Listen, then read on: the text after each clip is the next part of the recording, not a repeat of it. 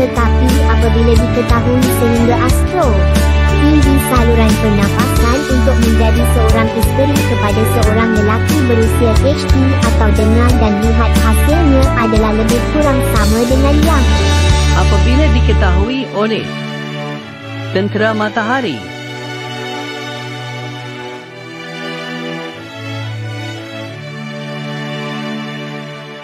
Faktor punca. Just let me give you the statistic first. Yang functioning pun perlu kita sediakan satu jalan. Autisma sekarang sedang mengalami peningkatan yang sangat hebat.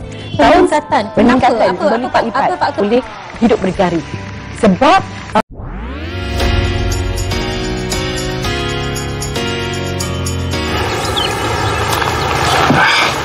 Katie and I are friends, Jace. Just stop picking fights with your friends.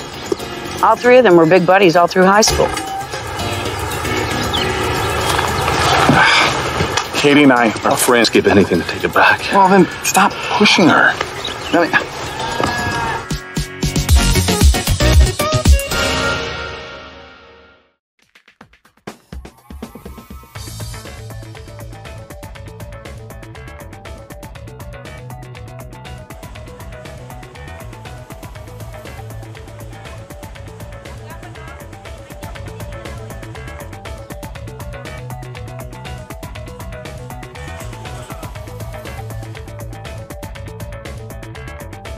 Saksikan Agritech hanya di RTM.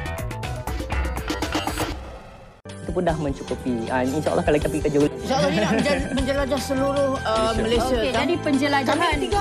Dia pun ala-ala workshop juga style dia.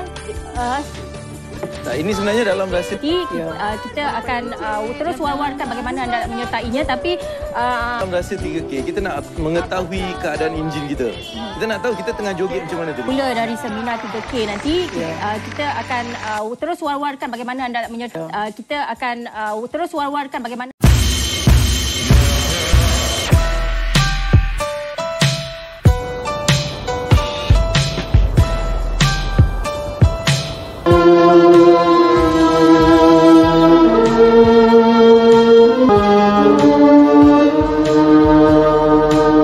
dalam saksikan Cempak Biru Sabtu 9 malam.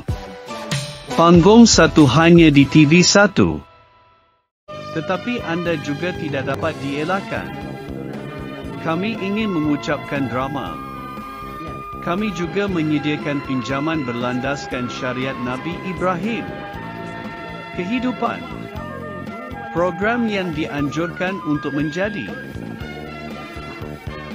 Dalam saksikan Opa setiap Jumaat jam 9 malam hanya di TV1.